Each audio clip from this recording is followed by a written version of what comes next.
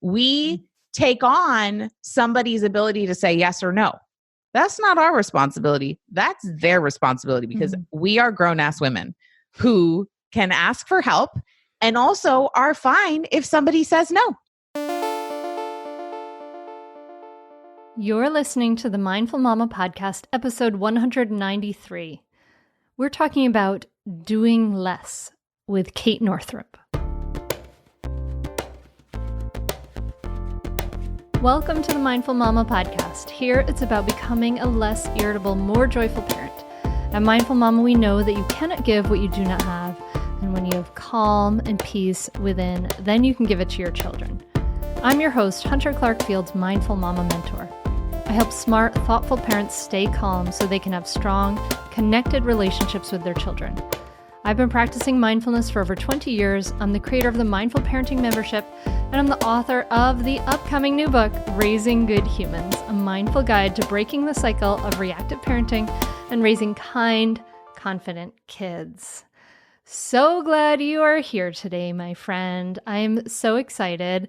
In just a moment, I am going to be sitting down and talking to Kate Northrup about her new book. And she is an entrepreneur, best-selling author, speaker, and mother.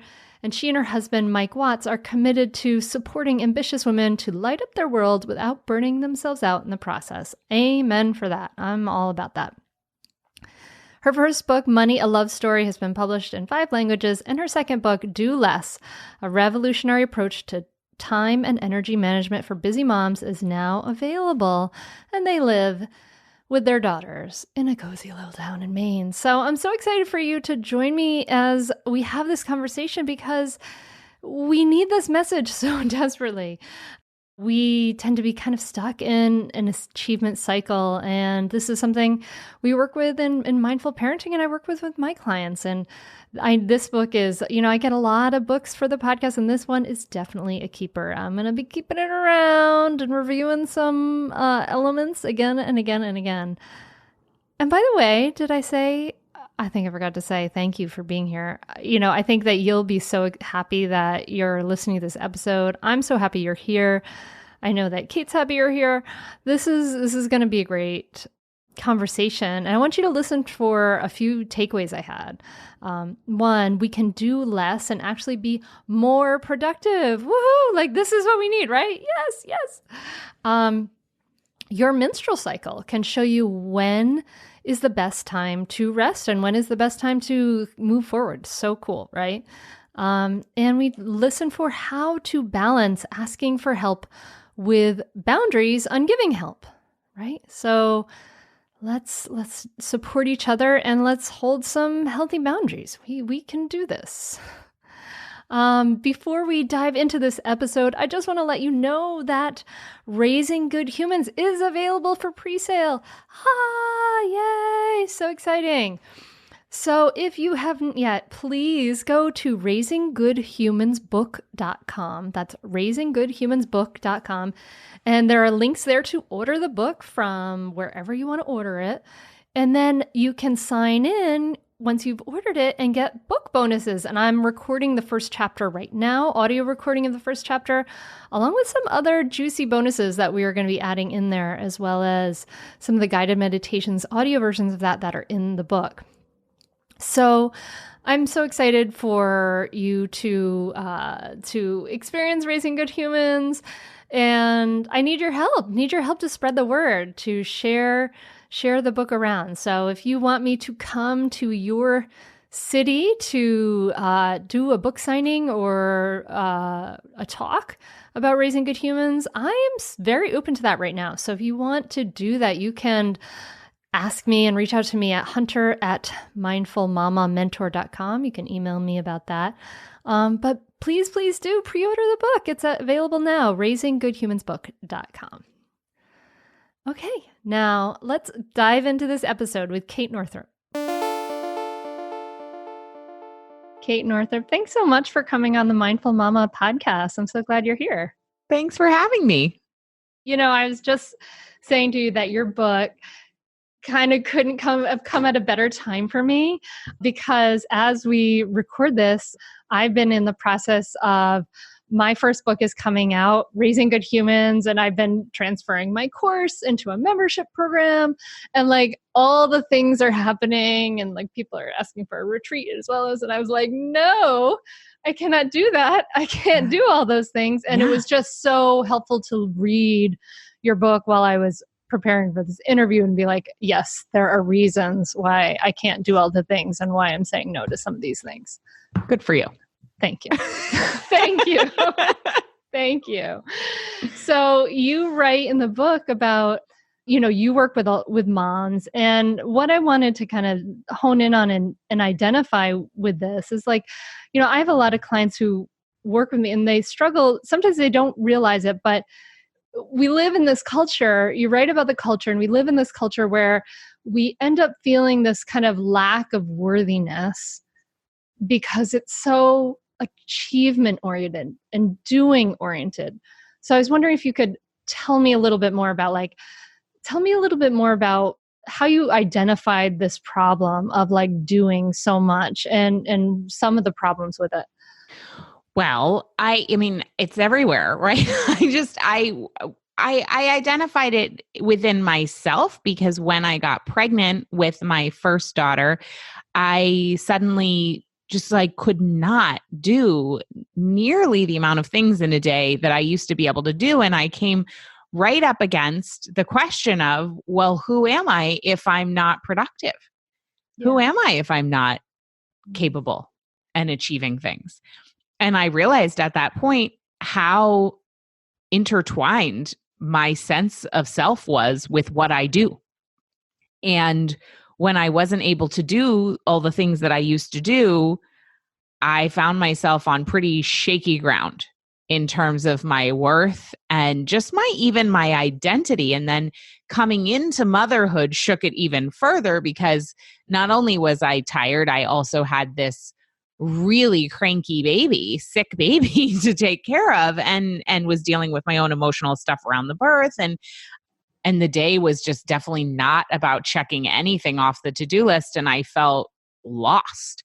And I knew I wasn't the only one because I was hanging out with other new moms. But then even beyond beyond motherhood, just, how much the conversation is around like, well, how are you? Oh, I'm so busy. Or, how's everything going? Oh, I have so much to do. I wish there was more hours in the day. Or how was your day? Well, I didn't really get that much done. And so really focused on how much we are doing. And, and I just really started to think about like, to what end? Like, what are we doing all this stuff for? I mean, of course, we need to provide home and shelter and food to our families. But beyond that, like, what are we doing? What is all this? And so I just started asking those questions because for me, my journey of motherhood really shifted. I mean, I am not the only one.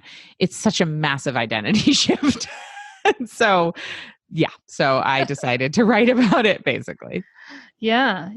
I can relate to what you're saying. It feels to me pathological. For me, I feel like in a lot of ways, I'm on the other side of this personally, where my family's life has been simplified a lot. My husband works 4 days a week, like no one commutes. We walk to the bus. My day ends when I walk to the bus stop, and I love that. It feels amazing. And those are like choices that we made because that was like that North Star, right? Of like, this is what we want. We want time and we want to have that time with each other. But I look at everywhere in the world and it's just so frustrating because so many people the structures of our society are such that so many people sort of, have to do way more than they should be doing.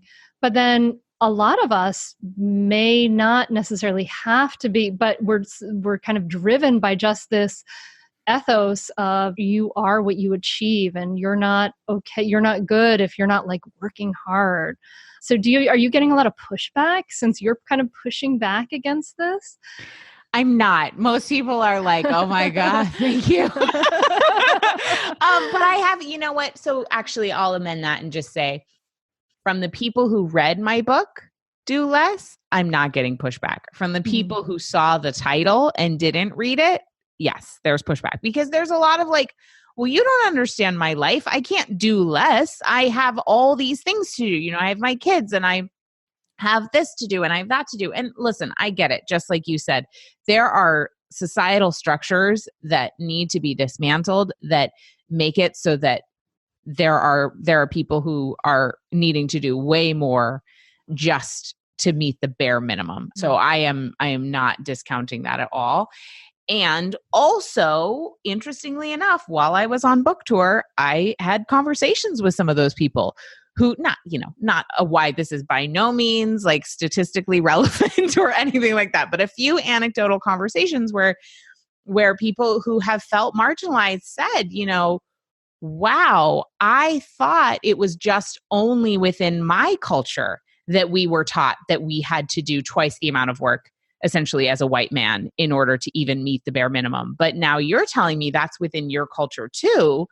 Okay, like maybe we have more in common than we do different. And so I think this is just a whole, I mean, we could go really deep here and we could talk about the core level issues with capitalism and our whole individualistic society, because if we go there, that's really where this obsession with achievement comes from. It comes from this idea that there's only so much to go around and that it's each of our jobs to try to get what's ours and keep it from everyone else, which is a fundamental flaw of our society. It's what keeps the problems. It's what keeps, you know, the industrial prison complex going. It's what keeps, I mean, if we're going to really go there, like it's an issue.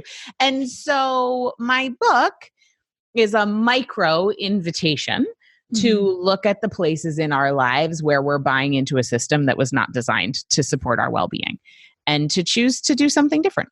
Yeah. I know. I appreciate there's so deep that, you know, ways we could go with this and there's this invitation that we can start that change in ourselves. And I really liked you wrote about like the fallout in your book. And I really appreciate the way you described this. Do you mind if I read your book back to you? Sure. But you said this kind of way of living, always being distracted with your kids and having them long for your real and true presence. Feeling disconnected from your partner because you can't remember the last time you simply sat with each other and really listened to what's going on without having to rush off to another event or without having to check your phone at the same time. Experiencing a sense of profound dissatisfaction and asking, is this really it? And I think that so many people feel this, like we get into motherhood and we're like, this is supposed to be it. And then you're just like running around like an insane chicken with your head cut off. Yeah. I was I was walking with a girlfriend of mine the other day, and she, you know, in a new season of life, her son just started kindergarten and, you know, they've got two drop-offs now and, you know, different stuff. And she just started a new work schedule. And she was just like, I felt like suddenly I'm like at the whims of the public school system. Like now somebody else is in charge of my life. And she just even in that moment realized, oh, wait. I'm the mother. I'm in charge. I get to, even within the confines of the public school system and my work and the things that we have going on, my husband's business, like even within that, I get to make a different choice. And it was for her, it was as simple as deciding on this one day that she was going to pick her son up early from school rather than have him ride the bus and go crazy trying to get home. Like it's those really simple decisions that help us to be more present, where you get to say, wait, I'm in charge of my life. I don't have to do it like somebody else is telling me or expects me to. How can I make today easier? Yes. Literally. Just how can I make today a little easier? That's it. I love that. And you write about building in rest on purpose. And it's like so antithetical of the whole culture, but I love that. I was like, yes, building in rest on purpose. So tell me, and this whole idea of this like cyclical framework, which I thought was so cool because I'm totally like, I could completely relate to everything you were saying about like, oh my God, my period. And, you know, I'm a fairly enlightened person, yet I'm not really sure about what goes on when. And I was like, oh, this is so me. So, So tell me about that like cyclical framework, because I think this is so cool. Yeah. So for women in our reproductive years, we have these 4 phases of our menstrual cycle. And we've really only been taught about 2 of them, which are the time when you bleed, when you have your period, or ovulation. So if you're trying to get pregnant or you're trying not to get pregnant, you're probably aware of when you ovulate. But those are basically, that's, let's say you have a 5-day menstrual part of your phase and then the 1 day of ovulation. That's 6 days that you're aware of what's happening with your body out of 28. So that's a really small percentage. And you're not tapping in nearly to the capacity or potential that's there if you know all the phases and all the beauty inside of all the phases. And I had no idea really, and nor was I interested, to be perfectly honest, until after I got my period back after my first daughter. And then I was like, wait a second, this is actually kind of interesting. And I started learning all about my period, and I started learning about these 4 phases. So, and about the gifts that they offer from a productivity standpoint. I am a total productivity junkie. I wrote this book for myself. I'm definitely like a recovering doing addict. And so for me to have this physical embodied model that I could plug into where I know I'm supporting my physical health as I'm also supporting my mental health and hormonal health, it just felt very efficient to pay attention. So I like that. Yeah. I'm all about efficiency. So, I mean, listen, if you want to go out in the woods and like bleed into the earth and do a ceremony and like, that's great. And I certainly have lots of friends who do those some sorts of things. And sometimes I will partake, but largely I'm really about like what's practical and what's going to get me results. And I have had amazing results in terms of my productivity and my well-being from this. It's just paying attention to the 4 phases. So here they are. There's the time when you're bleeding, which is called the menstrual phase. It's a little confusing because the whole cycle is called the menstrual cycle, but there's the menstrual phase of your menstrual cycle. For most women, it's like 3 to 5 days when you're actually bleeding. After you're done bleeding, and that's the time when you will feel the lowest energy and you will feel the most inward. Interestingly enough, your left hemisphere and right hemisphere of your brain are the most interconnected during this time. So you'll be the most intuitive. It's a really good time to reflect, and it's a really good time to go inside for answers. Mm-hmm. So if you have some big things you're grappling with, this is a great time to ask inside. Mm-hmm. I mean, you teach mindfulness, so I'm sure this is not new for your audience. But this is cool to be like, this is the time where we should be doing this. There's a specific time for it. So cool. Yeah. It just reminds me of that song, right? The to every thing, turn. There is a season, and a time to every purpose or whatever. I'm definitely messing with the lyrics, but the next phase is the follicular phase. And the follicular phase comes after you stop bleeding. It's like the springtime of your cycle. What's so cool is these 4 phases are the exact same energetically as the 4 seasons on planet Earth and the 4 lunar phases. This is not by accident. Our bodies are designed in this beautiful, elegant synchrony with Mother Earth and with the cosmos, like with our galaxy. I mean, it's so cool when you realize this. And when I realized that, that's when I started paying attention and really organizing my time around my menstrual cycle, because I was like, listen, if my body is doing this in the same way planet Earth does this, in the same way as the moon does this, which is responsible for gravity, like this is a big deal. And this is going to be way better than any time management system that some dude designed who like doesn't have kids or has never, like all of it. It's just like the time management world is so patriarchal. And so, but I also still want results. So the follicular phase is like the springtime of your cycle. It's a pretty high energy time, and it's a great time to take action on things and to plan things. And it's an initiation time. Like you're going to feel like starting stuff. So that's a great time to take action on what needs to be taken action on. Oh my God, that's so funny because today I have these different things to do. But I've been wanting to like get my next calendar for next year and be doing this like planning. And I'm totally in that follicular phase. I was like, now I remember why. Yes, right. Exactly. And that's the thing. Like we so often, the reason this is so helpful is because as women, we spend a lot of time and energy beating ourselves up for not being the way we think we should be.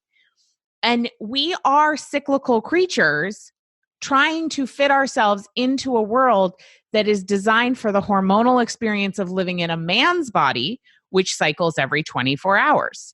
A woman's body cycles every 28 days. So it makes perfect sense that we feel like we're doing it wrong all the time because the world we live in wasn't designed for how we are. So this allows us to actually embrace what we're experiencing rather than spending all this time and energy trying to feel a way that we're not feeling, you know? Amen. I mean, Amen, sister. So that's follicular. Then there's ovulation, which is the day you ovulate, but then kind of like the 2 days before and after. This is the summertime of your cycle. I'm actually in this time myself right now. It's a really great time for connecting. It's your time that you're most open and available for cross-pollination. So it's literally and metaphorically. You're your most fertile physically, but also from a standpoint of your ideas. So it's a really great time to do the pitch meeting, to teach your workshop, to be on podcasts, to batch content, to go in and have the meeting with your boss about the important thing. You will be the most verbally articulate and fluent during this time. It's a really great time for communication. And then also from a literal, hormonal standpoint, you are the most attractive. So waitresses report getting their highest tips at this time. I've noticed in myself, even if I'm not like dressed up or doing anything in particular different, like I get a different response from my husband during this time, even though I'm not necessarily doing anything different.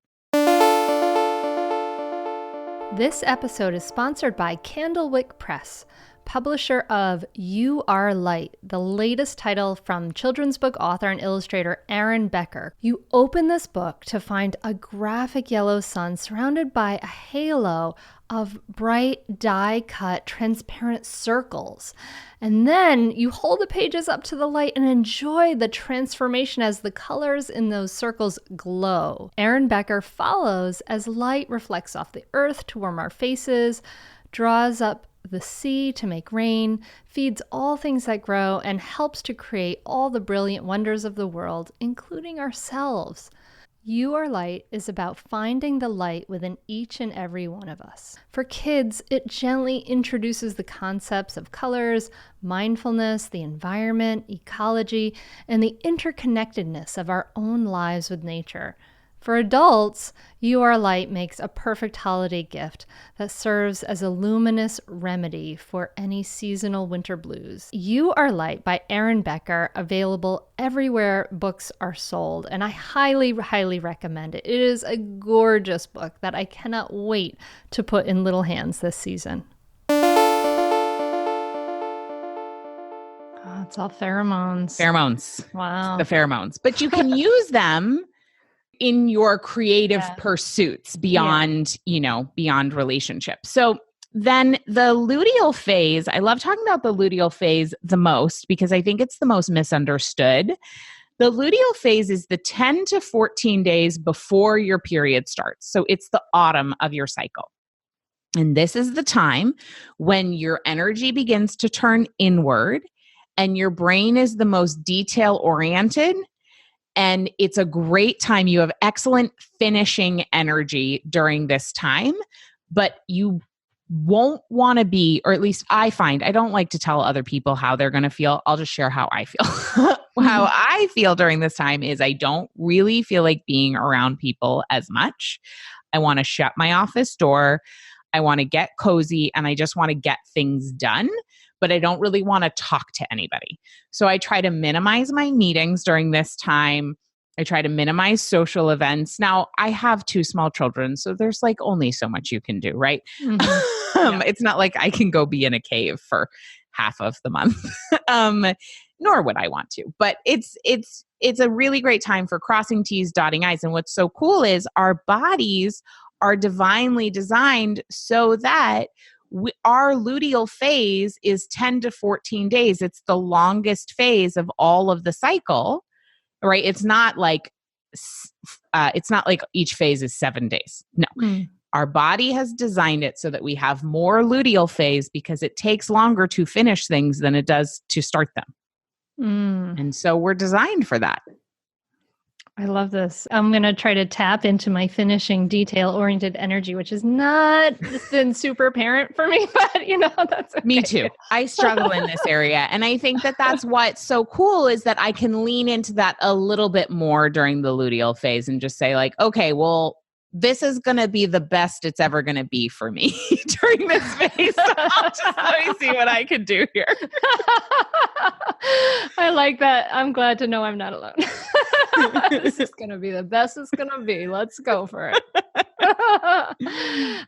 This is great. So then I like the way Do Less is divided into like this, this kind of explanation of what's happening, like the cyclical thing about our culture. Oh, and also I actually want to ask you too, also, because I think that sometimes, so I can imagine the listener like saying like, oh yeah, like this is really nice, like do less and things like that. But I'm just going to get less done. Like I'm not going to be as productive. And you already said you're all about productivity. And so Kate's coming from a place of productivity about this because you actually have a bunch of evidence in the book about the evidence for doing less. So I don't know if you have any of that off the top of your head, but I love to just share some of that evidence because I feel like so many of us respond to like, oh, it's there, it's real. Yeah. I mean, I think that there's a part of us that knows this is true, but then we really need the evidence to back it up. Like our logical mind really wants something to chew on. And so Harvard Business Review was one of the sources I thought was really interesting, put out a study that showed that even the people who are the highest performers, like the most adept at focusing, can only focus for 4 to 5 hours a day tops. And so therefore, for us, and also this has been studied across the world, we aren't really doing anything worth doing beyond 24 to 30 hours a week, which means if you are putting in 50, 60, 70, 80 hours a week, you are under an illusion that you're doing anything. And there's there's an addiction factor to thinking that like the more hours logged at the computer means the better. I think that our culture has an avoidance strategy using work as avoiding other things. And then the other thing is there is a law of diminishing returns. So, and it'll depend on the person, right? So let's say for you find it's 32 hours. And after 32 hours in a week, really nothing you do is moving the needle. Well, then it would be much better serving you to clock out, as it were, and go do something that's restorative. If it's a walk outside, if it's, a nourishing meal, if it's a quick nap, whatever it is, to take the time, because what the illusion is, the more hours logged, the better. But that's a quantity conversation. And what the Do Less way is about a quality conversation. So I would rather you put in 4 incredible hours a week where you make tremendous strides on like the life-changing novel that you've been putting aside for, the past decade, than putting in 40 hours a week where every 5 seconds you're picking up your phone to scroll because you're so freaking exhausted that you can't focus. Yeah. Because that's not like, why do we want to live our lives that way? That brings us back to the beginning of the conversation. Like, what is it that we're after, actually? Mm-hmm. Yeah. And you talk about that too. Like, what is the vision? Like, what are we wanting? And you have to know what you're wanting before you're going to even get anywhere with it. But I love this. 4 to 5 hours is the most these sort of high achievers can focus. I mean, that makes so much sense because that's kind of been intuitively the way I've, as a person who structures my own time, have structured my time. Like I get 3 intense hours in the morning and then I go do something. I go for a run and I feel like kind of privileged and I feel lucky to be able to do that. But it just makes so much sense. I'm pretty terrible after that. And I get really grumpy and then, we just. Right. And then, so then there's fallout too. So let's talk about that, right? Like, so let's say you just decided to push through and you said, well, the cultural standard is an 8-hour workday. So I need to just do it, right? Mm-hmm. Without questioning it. Mm-hmm. And then you don't do what your body needs. And then you get sick, right? Which then makes you completely unproductive and unavailable for your family. Or you're just cranky. So then you're snapping at your kids, you're snapping at your spouse. Then there's all the hours of repair that have to be, so that's just all this extra time that you wouldn't have needed to spend in the beginning to begin with. Not to mention the hours of just like not enjoying your time with your family, because when we're snippy and snappy and like not kind, it's not that fun to be around ourselves with our family. And so then you end up reducing the quality of the time you actually have. And the truth is, none of us knows how long we have. Mm-hmm. And so we don't want to squander it. Yeah. Yeah. No, it's true. We kind of live like I love when other people bring up death because I think it's important to remember that. It really is to remember that this is it. Like how you're living this day is how you live your life. Like how you live your days is how you live your life. And you're really pointing to that. And something that I say and teach to my community is like, self-care isn't selfish. It's your responsibility. And this is really about, taking that responsibility and kind of putting it and saying, here are ways to take that responsibility for your time and to start some ways that you can just experiment with it. And I love that you call it experiments because it's just, these are things that you can try out and see what works for you. And some of them I love that you have a chapter on like receiving and asking for help. So why do we have so much trouble asking for help as women? I mean, I don't know. It's so multi-layered. So one thing is because we have been raised in a culture that celebrates the traditionally masculine traits over the traditionally feminine traits. And the traditionally masculine traits are totally independent, invulnerable. So really, this individualism above all. Yeah. And so we've been taught that that's what's valuable.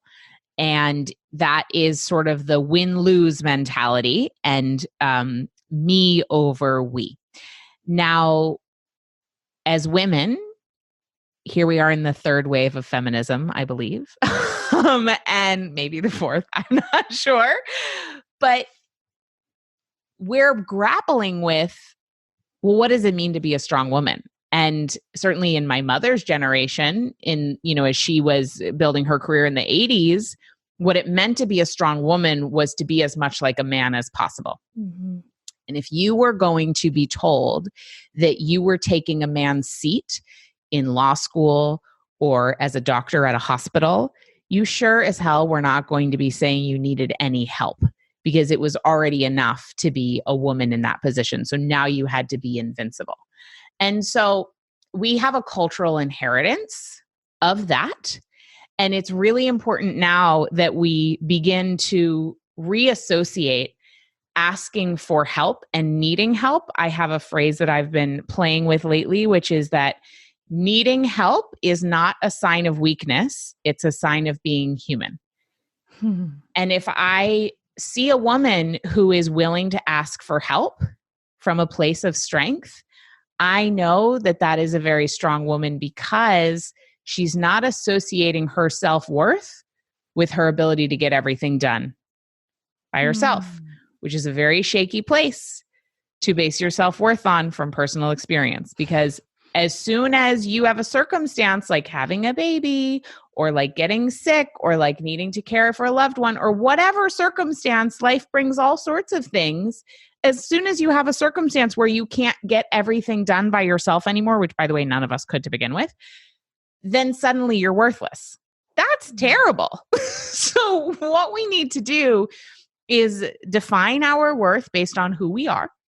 And then what we do becomes somewhat immaterial. And when we are willing to ask for help, what it does is it creates this beautiful interconnectivity where when I ask for help when I need it, then my girlfriend next week when she needs help, she'll ask because she saw me ask and she was available. And then she can ask, and now I'm available because I asked for help. I'm not passed out on the couch because I asked for help when I needed it. And now I can help her. And so we create this really strong sense of community where we can all hold each other up together instead of this isolated, lonely society where we're all just hanging out on our little cul-de-sacs thinking there's something wrong with us because we can't get our own laundry done, which by the way, I can't. I can't do it with the laundry. And that's okay. I've gotten past knowing that doesn't mean I'm less worthy as a woman. And you enjoy your life. God forbid. That's brilliant. It's like a hack the system. Like we just don't have to buy into this BS. We just don't have to buy into it. We just don't. Yeah. No, I'm psyched when my friends ask me for help. I know, I'm like, right? yes. And sometimes they're like, oh, I'm so sorry. And I'm like, don't apologize. Like it makes me feel good to help you because I love you, you know? And also, like we can have great boundaries and let somebody know when we're not available to help. Yeah. So it's not also, so that's another thing that we women take on. We take on somebody's ability to say yes or no. That's not our responsibility. That's their responsibility because we are grown-ass women who can ask for help and also are fine if somebody says no. Yes. Yes. Yeah, that's life. Yeah. I think these are truths that we need to hear. Like we need to, it's great that, to just hear them again and again. And you have a bunch of experiments in the book. You have like 14 of them, but I love how you talk about streamlining your to-do list. Can you share the 3 questions that you ask yourself when you're looking at things that you feel like you have to do? Yes. So these were inspired by, if anyone listening has ever been to an Al-Anon meeting, these are inspired by 3 questions I have heard in the Al-Anon community.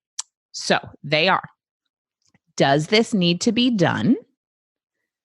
Does this need to be done by me? And does this need to be done right now?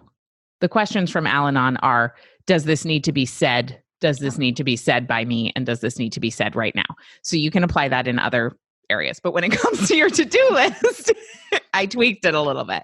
And so that really helps me because like other women, I have a lot to do and, I have plenty on my plate, but the truth is it's not all going to get done this week. And having a to-do list a mile long makes me feel stressed out. Mm-hmm. So I just only have a to-do list. I mean, you won't be able to see listening, but it's half a page of, this is not fully filled out just so you're looking because there's only 2 items on here, but it's a half a 8.5, 11 piece of paper. And that is as much as I will allow myself to put on a to-do list for the week. Oh, that's brilliant. That's so great. I'm going to share with you. This is like this, see this teeny little book? It's like 3 inches long, you guys.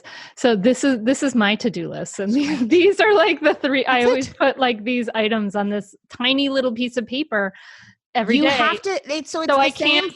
Yeah, so you can't overdo it. It's the same thing as eating off a smaller plate if you want to have better portion control. Yeah. Just have a smaller piece of paper for your to-do list. It's such a brilliant hack. I love it. It's so great. Well, this is great. And you have a whole bunch of stuff about managing energy and things like that. And I really love your final piece of advice, which is let it be enough. And I think that's, as human beings with nervous systems and brains that tend to just, I have a natural negativity bias. Like, this is something that we have to practice and we have to support each other in, is that this, let it be enough. How do you continue to cultivate this in your life? I practice my lens of, it's just like exactly what you said. Every day I practice ramping up my positivity, knowing that the human brain does have a tendency to sway negative. So my husband and I say 3 things we're grateful for every night before we go to bed. We do gratitudes at dinner with our kids. And they, I have an 18-month-old and who could barely talk. So, and a 4-year-old who sometimes chooses not to participate, but we do our best. And then I really, like, at the end of the day, I focus on how did I feel today as opposed to what did I do today? And that really helps. And I just try to look around at my life and focus on, like, at the end of a day where life goes off the rails, right? Like, I got a text today from daycare that my baby got bit by a hornet. So it's like, okay, so, or this one comes home with that, or my mom needs, or whatever, like, stuff happens and our day can go off the rails pretty easily. But I don't want to base my life and the quality of my life and my feeling about my life on how much I got done, because, again, very shaky foundation. So I've just every day strengthening the muscle of, how do I feel? What's working? What am I grateful for? What did I do well today? And focusing there, especially at the end of the day, really, really helpful. That's so beautiful. Well, I think everybody should go do less. I think it's great, whether you're launching a book or not. And, I get a lot of books for the podcast. I have a very big library of books now, but I might hold on to this one and come back to it, Kate. It's been very, very handy and good for me to come back to, and good for me to dip into, over the course of time. I really appreciate what you've done with this book. It's been, you wrote it for yourself, but that's great. Some of the best work we do is comes from what we need ourselves, right? That's, I know what that's all about. So yeah. Oh, thank you so much.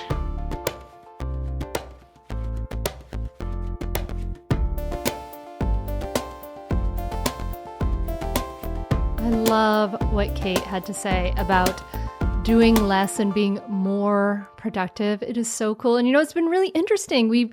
I recorded this conversation a few weeks before we were able to release it.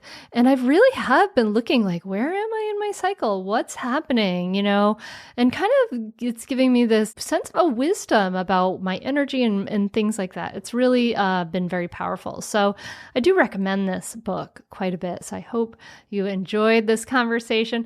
Thank you so much for being here. I feel so lucky to be able to connect with you each week, and I hope that you are getting a lot out of the podcast. If you're able to, I would love to hear your voice about the podcast. We are for the 200th episode. We would like to share your voice. So really soon, I need you to not procrastinate and do it right away. And you can go to, there'll actually be a link in the show notes, but just go to mindfulmamapodcast.com.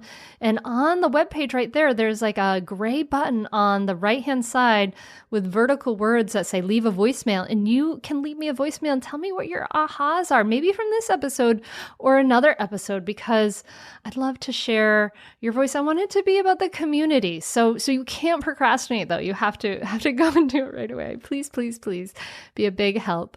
And this episode is, of course, also supported by my book, Raising Good Humans. I would really love for you to go and pre-order now, raisinggoodhumansbook.com. You can order, you can get some book bonuses. We're still making the bonuses and getting them out there.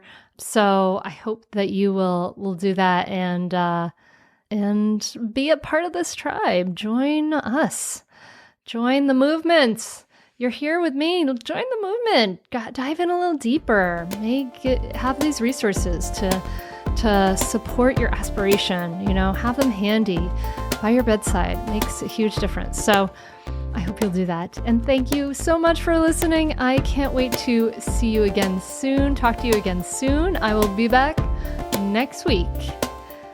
Thank you so much for listening, my friend. Namaste.